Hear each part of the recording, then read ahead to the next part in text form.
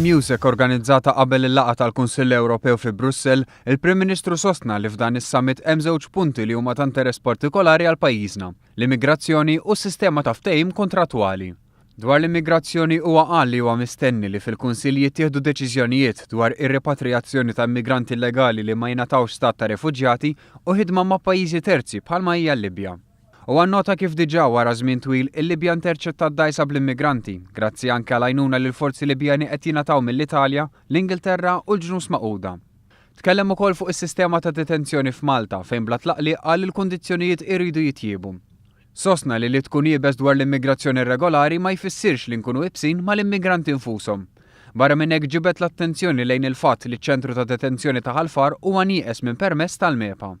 Dwar il-contractual agreements li huma ftehimiet bejn l-Unjoni Ewropea u l-pajjiż individwali huwa sostna li dawn għandhom isiru fuq bażi volontarja.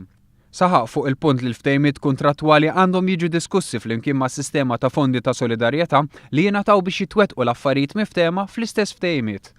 Dan għaliex qed jingħati li l-Unjoni Ewropea tista' tieħu kontroll ta' tassazzjoni biex jinġabru dawn il-fondi u Malta temmen li ċertu oqsma bħat tassazzjoni għandhom jibqgħu fidejn l-Istati membri u ma jaqgħux fidejn l-Unjoni Ewropea. Sostna li l-Unjoni Ewropea għandha ċertu poteri u għandha tużhom imma ma jistax ikollha kontroll fuq kollox. Min-naħa tagħha l-Ministru Helena Dalli qalet li l-laqgħa fi Brussell tolqod diversi punti ta' interess Malti u Ewropew, fosthom iż-żgħażagħ, anzjanità attiva, is-sigurtà u d-difiża u l-enerġija.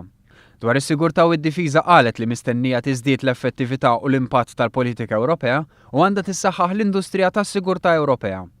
Il-laqgħa tal-Kunsill Ewropew se ssir fi Brussell bejn it-19 u l-20 ta' Diċembru u għaliha qed jattendi l-Prim Ministru Malti Dr.